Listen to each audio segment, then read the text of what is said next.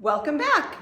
This week we discussed 2003's Love Actually, a Christmas extravaganza that has so many relationships, stars so many amazing people, including Hugh Grant, Emma Thompson, the late, great, and dearly departed Alan Rickman, Laura Linney, we've got Andrew Lincoln, we have January Jones in one of her earliest roles, we have Colin Firth, we have so many people in this movie, like I said, so many relationships, so let's get to it.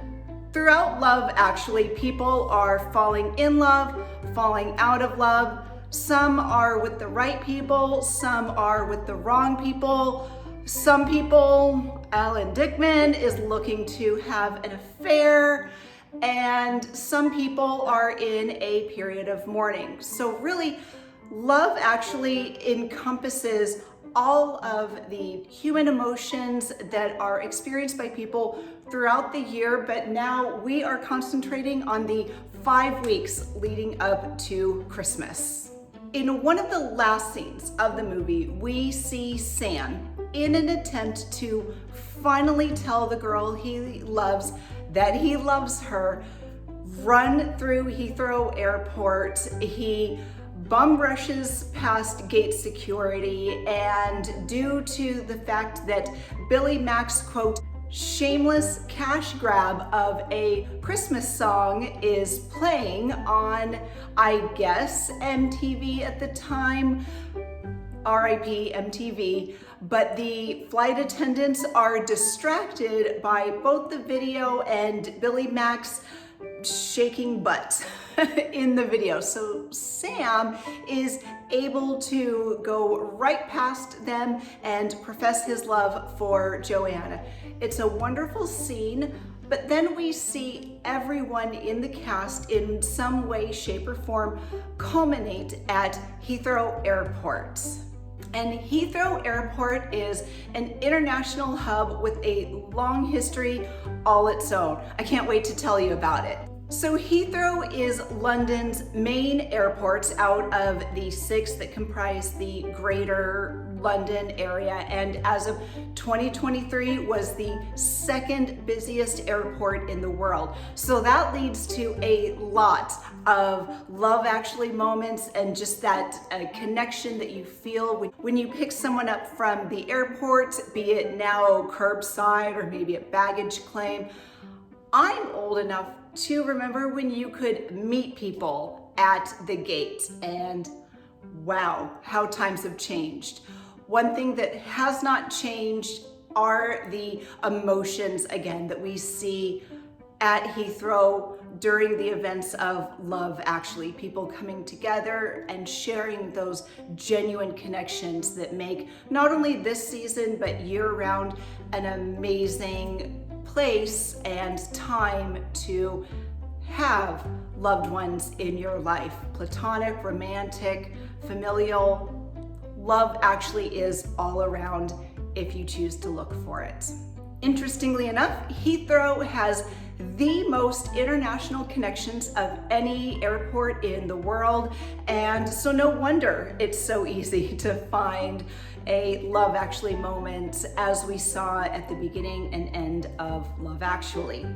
Heathrow was founded as a very small airport in 1929 to coincide with the rise of flight itself, and it was not until, of course, World War II changed the world, and the British government decided to turn Heathrow from a civilian airport into a strategic airport.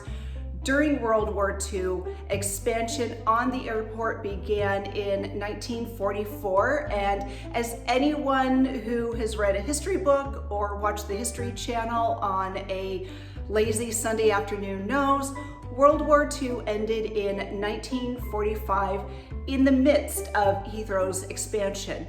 So rather than throw the baby out with the bathwater, the British government decided to continue building it. The British government decided to continue to build Heathrow, this time again as a civilian airport, and since then it has expanded, and Heathrow has some secrets kind of all its own. Number one, while Heathrow is not surrounded by the conspiracy theories that the Denver International Airport has, it does have a couple of interesting other secrets underneath its runways. So let's see what they are. There is a windowless control room away from the airfield and away from the tower, and this acts as a backup, especially when the air towers above ground cannot see through much of the famed London fog, or if there are other complications going on above ground. This tower can help Heathrow remain its capacity, and most of the time, if there are external factors affecting air traffic, this underground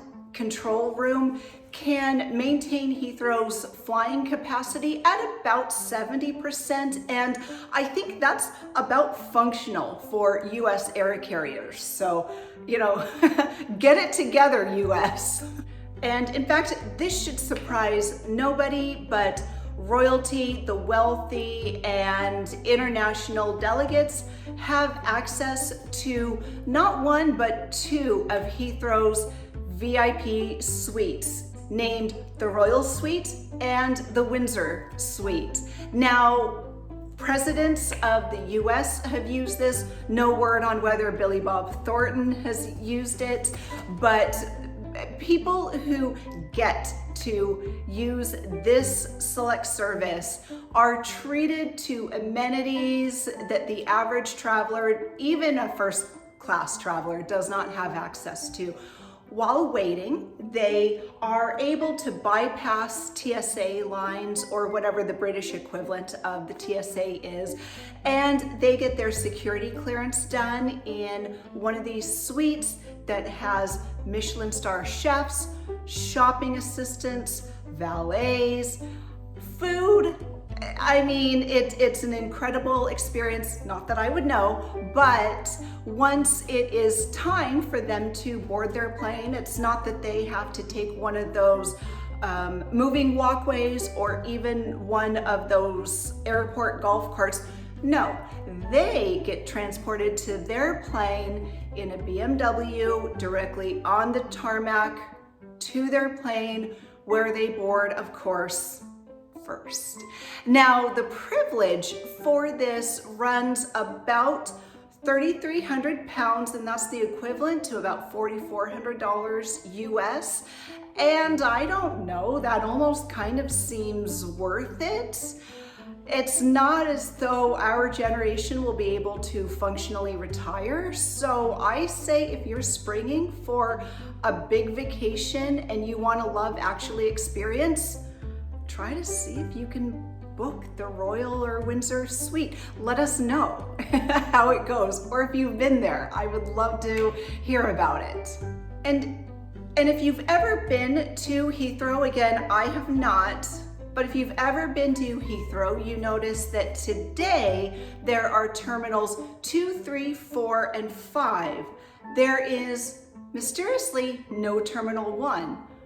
What happened to Terminal 1? So, having been in business since 1968, after 47 years in 2015, Terminal 1 closed and all air traffic was diverted to the newly expanding terminals. And it's basically the fact of the matter that no one at Heathrow bothered to rename Terminal 2, Terminal 1, Terminal 3, Terminal 2, etc., etc. So now we're just left with an international airport that has 5 terminals technically, but only 4 actually.